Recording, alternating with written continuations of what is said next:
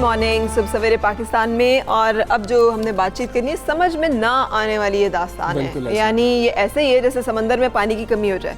तो आपको कैसा लगेगा ये एक मसला जो है, इसलिए कि इस तरह के मसाइल जो है इस वक्त पाकिस्तान में सर उठा रहे हैं, जो इससे पहले सोचे भी नहीं जा सकते थे कि पाकिस्तान जैसा ज़रई मुल्क जो है उसमें आटे का बहरान भी हो सकता है। लेकिन ये बात हज़म ना हो, अब एक तल्ख हकीकत है जो हम सब के सामने है, और गंदम की कमी का जवाब बना के फ्लोर मिल मालिकान और चक्की मालिकान जो है वो आटे की कीमतों में इजाफा भी कर रहे हैं। पिछले दिनों में हमने देखा था तकरीबन 2 रुपये इजाफा हो गया था चक्की के आटे की कीमत का। शहरियों पे बोझ पड़ता है, हम सब पे बोझ पड़ता है, इसलिए कि हम सब की जो खुराक है वो 2 वक्त की रोटी हम सबको चाहिए होती है। और फरा फ्लोर मिल्स एसोसिएशन ने भी खतरे की घंटी इस हवाले से बजा दिया कि अगले माह आटे के शदीद बहरान की पेशगोई कर दी गई है। वज़ीर आज़म भी कहते रहे कि गंदम का बहरान आने वाला है। फिर उन्होंने इजहार बरहमी भी किया जब वफाकी काबीना का इजलास था TCP पर, बहुत इजहार बरहमी किया कि जी आप लोगों ने क्यों नहीं मंगवाई। और अब एसोसिएशन के जो चेयरमैन है आसिम रज़ाई, वो ये कह रहे हैं कि मुल्क में इस वक्त 30 लाख टन गंदम की किल्लत है। बहरान की वजह तो यह है कि गंदम फीड मिल्स को फराहम कर दी गई, और 15 लाख टन गंदम जो है ये मंगवा रहे हैं, लेकिन फिर भी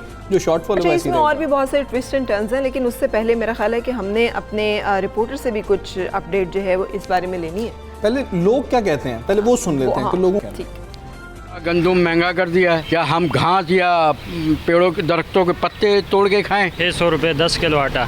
अगर एक बंदे की 600 दिहाड़ी है तो क्या 10 किलो आटा ख़रीदेगा? 8 घंटे 10 घंटे वो दिहाड़ी लगाएगा। अपने घरों के किराए नहीं भर सकते, बिजली का बिल नहीं भर सकते, गंदम महंगा कर दिया, आटा महंगा कर दिया, ये चीज़ महंगी कर दो कि गरीब जो है ना भूख से भर जाए खाली। असल हुकूमत ना इसको कंट्रोल नहीं कर रही है। तो दूरों पे 15 रुपये की रोटी मिल रही है, नान 18 रुपये का मिल रहा है। इधर गरीब आदमी बहुत ऐसा फिस रहा है। आटा अपने मुल्क की पैदावार है और उसका रेट इतना ऊपर चला गया है कि गरीब बंदा जो 3 रोटियां खाता था वो समझ लें कि 1.5 रोटी पे आ गया है। हुकूमत अगर आटा मतलब सस्ता भी कर देती है तो स्टॉक करने वाले हैं वो स्टॉक कर लेते हैं, फिर वो मार्केट में भेजते नहीं है। असी रिक्शा चलाने हैं तो आटा बहुत महंगा हो गया, कम को है कोई नहीं दे, महंगाई इन्नी कोई पी है कि जिसकी इंतहा ही नहीं। खासे परेशान है फरा, इसी पर बात कर लेते हैं। हमारे साथ मियां आसिम रज़ा साहब मौजूद हैं, सदर फ्लोर मिल्स एसोसिएशन पाकिस्तान है। मियां साहब अस्सलाम वालेकुम, खैरियत से हैं आप? ये बता दीजिएगा कि बुनियादी वजह क्या है? लोग तो बहुत परेशान हैं, उनको बुनियादी वजह भी बता दीजिए कि क्या वजह है, क्यों ये बहरान पैदा हो गया? पाकिस्तान जैसा मुल्क, ज़रई मुल्क, इस बहरान का शिकार क्यों हो गया?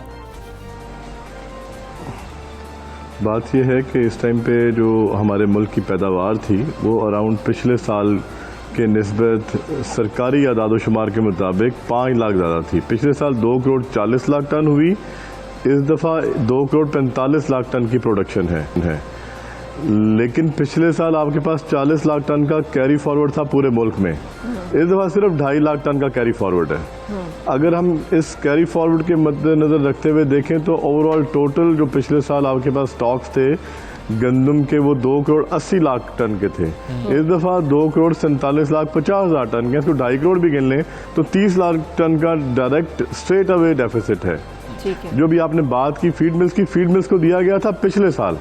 इस साल आपके पास कैरी फॉरवर्ड नहीं था, और वो फीड मिल्स को पिछले साल देने की वजह से जो सरप्लस वीट पड़ी हुई थी वो कंज्यूम हुई। अगर वो पिछले साल ना दी जाती तो आपके पास इस दफ़ा भी 10 से 15 लाख टन क्या कैरी फॉरवर्ड होता, जो आपके इस जो अभी इंपोर्ट की हम बात कर रहे हैं उसके अंदर फ़र्क ना डालता। अच्छा ये भी बताइएगा सर, ये बेसिक रीज़न है इस दफ़ा। ठीक है, 3 लाख टन जो है ये प्राइवेट सेक्टर ने तो मंगवा ली है, लेकिन TCP ने अभी तक अपना पहला ऑर्डर जो है प्लेस नहीं किया। उन्होंने कहा कि कीमतें जो हैं बहुत ज़्यादा उन्हें मिल रही थी। अब तो जो ECC ने कल ही जो सामने आई है खबर वो ये है कि कमीशन मार्जिन भी 2% से कम करके 0.7% कर दिया है। इससे फ़र्क पड़ेगा आपके ख्याल में? ये जिम्मेदारी जो है ये TCP अपनी निभा पाएगा कि वो जितनी मतलूबा मिकदार में गंदम है वो इंपोर्ट कर पाएँ, और जो दिसंबर में बहरान का खदशा आप कह रहे हैं वो टल जाए? देखिए, जो इस टाइम पे फेडरल गवर्नमेंट में जो सरकारी अफसरान हैं वो इस चीज़ पे फोकस किया हुआ है उन्होंने कि प्राइवेट सेक्टर ने कुछ 11 लाख टन के ऑर्डर्स प्लेस किए हैं, तो जब वो आ जाएगी तो ये बहरान नहीं आएगा। देखिए, इस दफ़ा प्राइवेट सेक्टर में फ्लोर मिल्स के पास गंदम नहीं है। पिछले साल 15 लाख टन का स्टॉक था, इस दफ़ा 0% है। 1 या 1.5 लाख टन कोई स्टॉक नहीं होता। मैं तो टोटल फिगर की बात करता हूँ, 2 करोड़ 80 और 2,50,00,000 टन। इसमें जो 30 लाख टन का गैप है, 15 लाख टन अगर प्राइवेट सेक्टर इंपोर्ट कर ले और 15 गवर्नमेंट करे तब ये जाके पूरा होगा। जहाँ तक बात है टीसीपी के ऑर्डर्स प्लेस करने की, प्राइवेट सेक्टर फरवरी के बाद के कोई कंसाइनमेंट बुक नहीं कर रहा, इसलिए कि मार्च में सिंध की गंदम आएगी। तो उन्होंने अब तक जो बुकिंग की है वो 11 लाख टन फरवरी तक की है। अच्छा। फरवरी के बाद की कोई बुकिंग नहीं है। अगर मजीद भी 2-2.5-3 लाख टन आनी है तो इसी असना में आनी है। तो जो बाकी 15 लाख टन का गैप है वो पब्लिक सेक्टर में सरकारी तौर पर आप गवर्नमेंट अगर नहीं इंपोर्ट करेगी तो जो पिछले साल जिस मिकदार में गंदम का इजरा किया जा रहा था फ्लोर मिल्स को ओवरऑल पाकिस्तान, वो मुमकिन नहीं होगा। तो जब वो मुमकिन नहीं होगा तो डेफिनेटली मार्केट में ह्यू एंड क्राई आएगा और ये हम देखते हैं, फोर्सी करते हैं दिसंबर ऑनवर्ड्स। गंदम के ज़खायर नो डाउट जो भी मौजूद हैं वो आपके लिए जनवरी फरवरी तक जाएंगे। जी ठीक है। क्या एक जो सवाल आता है अवाम की जानिब से, क्या फौरी तौर पर इस बहरान को ख़त्म किया जा सकता है? क्योंकि आज आटा महंगा मिल रहा है, कल भी रोटी महंगी मिलेगी, तो क्या फौरी तौर पर इसका कोई हल होता है? और अगर कोई हल फौरी तौर पर नहीं है तो फिर इस वक्त सूबाई हुकूमतों को और वफाकी हुकूमत को क्या इक़दामात लेने चाहिए कि जो गरीब है उसको कुछ फ़ायदा मिल सके, कोई रिलीफ मिल सके, कीमतों में इस्तेहकाम आ सके?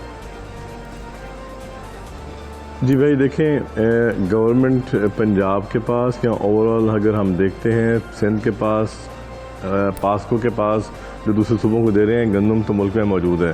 डेफिसिट सिर्फ 15 लाख टन की बात है और जो कि आप समझ लें जनवरी फरवरी मार्च में चाहिए होगा आपको। तो गंदम तो मौजूद है, लेकिन जब तक उसकी कंफर्मेशन नहीं होती, बुकिंग नहीं होती, तो जो सूबाई हुकूमतें हैं वो रिलीज़ करने से डरती हैं।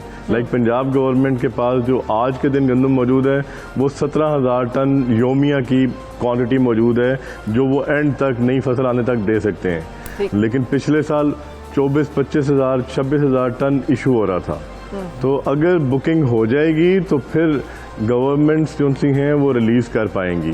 जहाँ तक प्राइवेट मार्केट में गंदम के आटे की बात है फ्लोर मिल्स के, तो वो कंट्रोल रेट पे जा रहा है, लेकिन उसकी क्वांटिटी उतनी नहीं है जितनी डिमांड है, जितनी मतलूबा क्वांटिटी मार्केट को चाहिए। बेसिक फ़र्क यहाँ पे है। ठीक है। अच्छा, एक और चीज़ के बारे में वजाहत कर दीजिएगा कि ये जो डिले है जो आप कह रहे हैं टीसीपी इंपोर्ट करे और फौरी तौर पे इंपोर्ट जो है वो प्लेस करे ताकि मालूम हो कि कितनी गंदम जो है वो आ रही है, इससे भी मसले के हल में मदद मिलेगी। दूसरा, हुकूमत ने 4.1 मिलियन टन की बात की थी कि वो उन्होंने मई में प्रोक्योर कर लिया, मिल गया, उनके पास है। उसके बावजूद क्यों अपने स्टॉक में से गंदम जो है वो निकालते रहे? जो आप कह रहे हैं कि पीछे स्टॉक था हमारे पास और अब नहीं है। अगर हमने गंदम इंपोर्ट करके अपनी कमी पूरी कर ली थी तो फिर स्टॉक सारा जो है वो कहाँ गया है? देखें, यही फ़र्क है। जो गवर्नमेंट ने 41 लाख टन पंजाब हुकूमत ने ख़रीदी थी, वो ख़रीदी थी JIT की बेस्ड जो उसकी रिपोर्ट थी उसके ऊपर कि पिछले साल पंजाब हुकूमत में या फूड डिपार्टमेंट ने जो टारगेट था वो अचीव नहीं किया। टारगेट 40 लाख टन का था, इन्होंने 33 लाख खरीदी है और साथ में फीड मिल्स को दी है। ये 2-3 मुहर्रिकात थे। अब उसी JIT की रिपोर्ट को बेस करते हुए इन्होंने इस दफ़ा प्रोक्योरमेंट की और पूरी मार्केट को ड्राई कर दिया। अगर मार्केट को ड्राई ना किया जाता तो ये जो रेट मई में गंदम के बन गए थे 2000 क्रॉस कर गया था फी मन, ये ना होता। और आज के दिन जिस तरह आपने भी बात की कि उन्होंने इजरा क्यों किया, जब आपने मार्केट ड्राई कर दी है तो फ्लोर मिल्स गंदम कहाँ से लाएंगी? ओपन मार्केट से खरीदनी है ना, वो तो सारी सरकार ने खरीद ली। जब गवर्नमेंट ने सारी गंदम खरीद ली तो अल्टीमेटली आवाम को आटा कहाँ से मिलेगा? तो उसके लिए इंटरिम पॉलिसी में 9 लाख टन का इजरा किया गया और वो फिगर वही मैच हुई जिस तरह 33 लाख टन पिछले साल खरीदी गई थी। अब 41 लाख टन में से जब 9 लाख टन इशू किया गया तो आप फिगर देख लें, वहीं चली गई जहाँ पे पिछले साल की थी। लेकिन इससे डिस्टॉर्शन आई मार्केट में।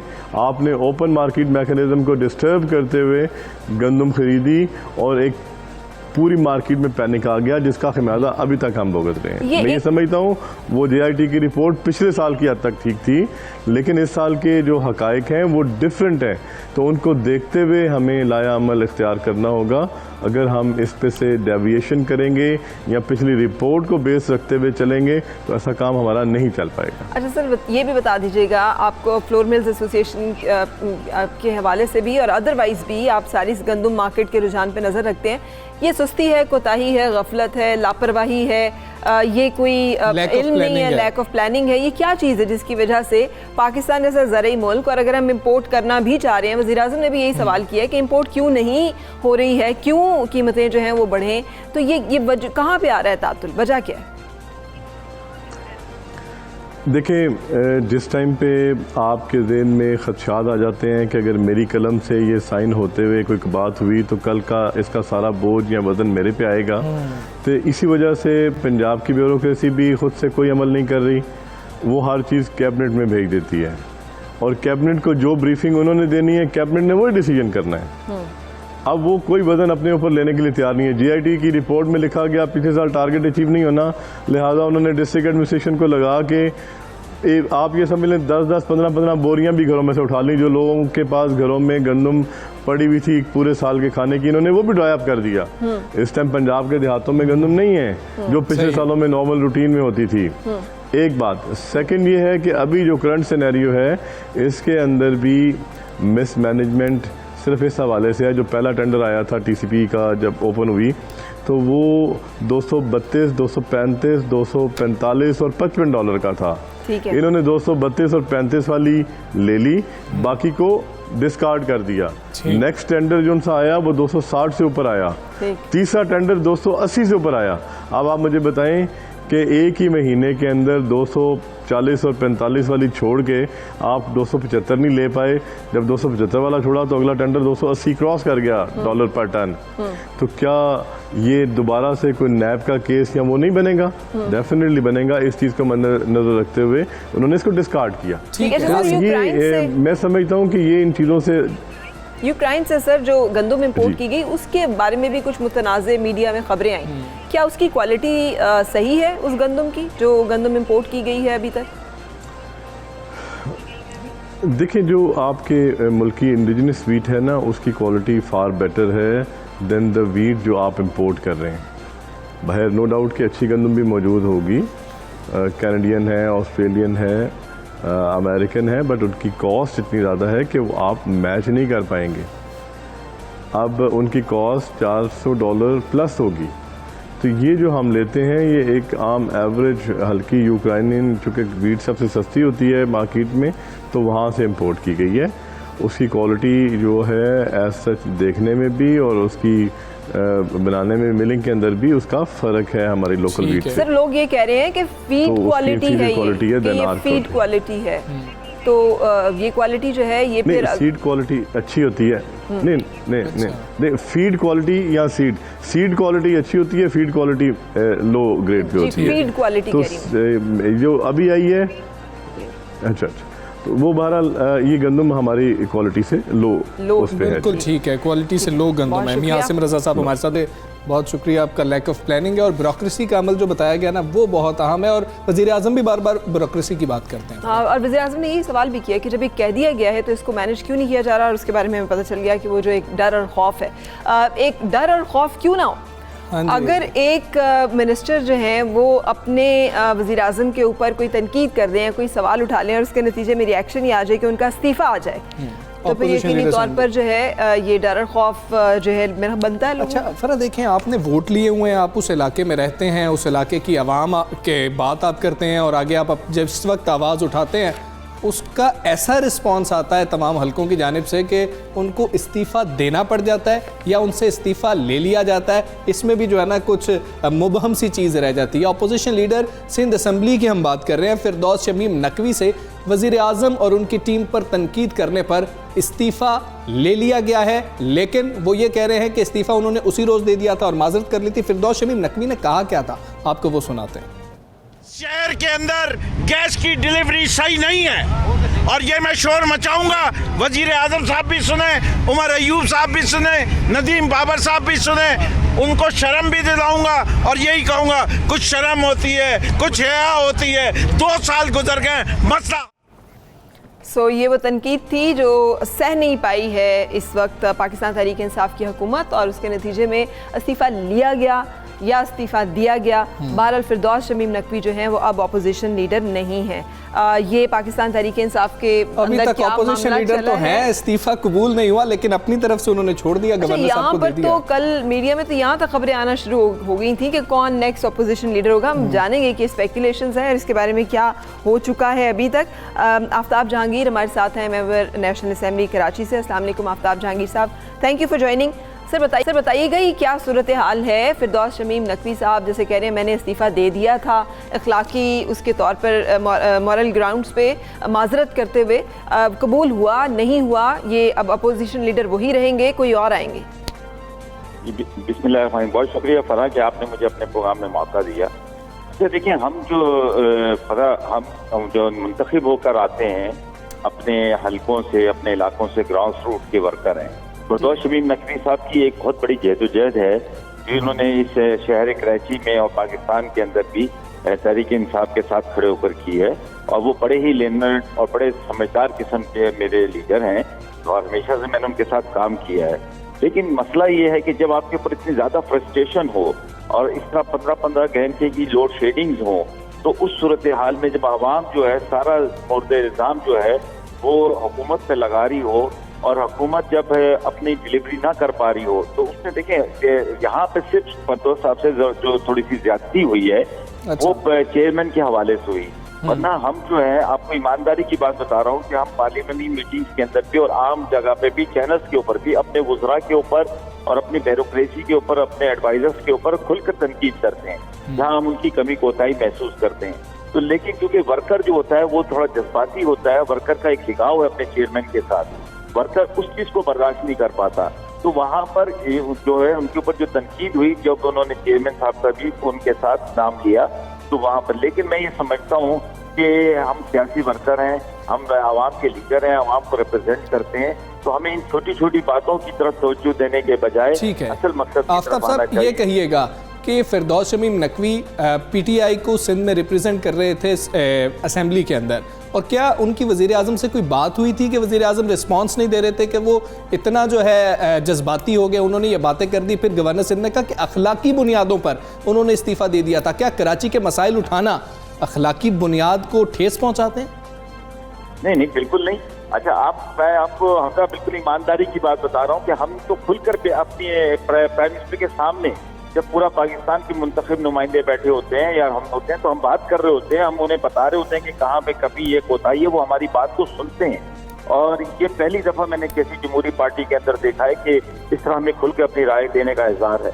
लेकिन ये क्योंकि एक ऐसा इशू था कि जो मीडिया के ऊपर बहुत ज्यादा किया गया, और वो एक अल्फाज कुछ इस किस्म के थे जो कि ख्वाजा आसिफ ने किसी जमाने में पार्लियामेंट में कहे थे, तो उसको इस तरह नजरी करके तो एक तबका था जिसको तकलीफ भी हुई, और वर्कर्स को होती है जब आप अपने बड़े के अपने, ये तो सेंट्रल एग्जीक्यूटिव कमेटी का डिसीजन कहा जा रहा है आफ्ताब जहांगीर साहब, इसमें वर्कर तो अभी बेचारे बोले ही नहीं। क्या वर्कर की राय ली गई यहाँ पे कहीं पे कि वर्कर क्या कह रहे हैं? और दूसरा सर देखिए, अभी हो सकता है मुझे भी कहते हैं, मुझे भी कोई शोकाज दे दें, मैं तो ये कहता हूँ कि हमारे यहाँ कुछ ज्यादा ही सियासत भी बहुत ज्यादा इन्वॉल्व हो जाती है आपस के अंदर भी।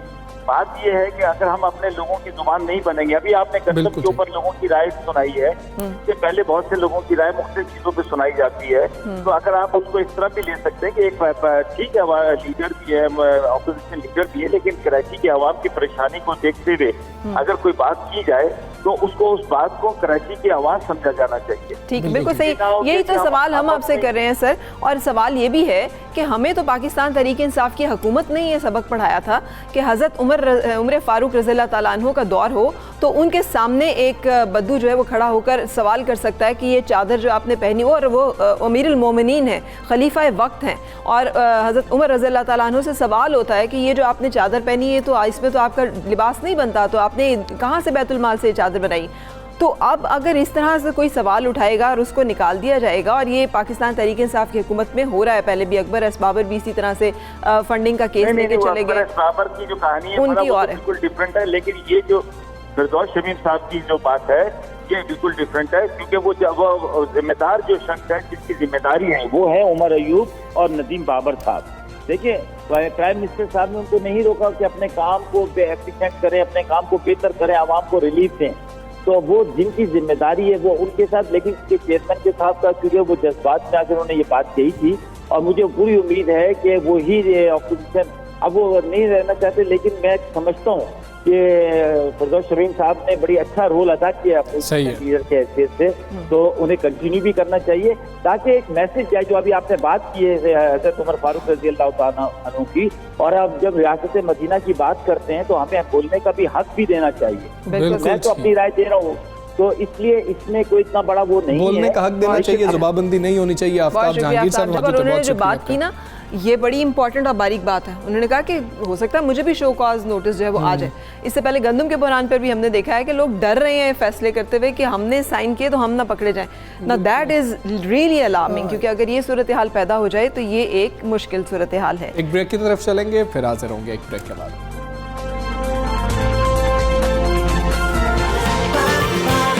सुबह सवेरे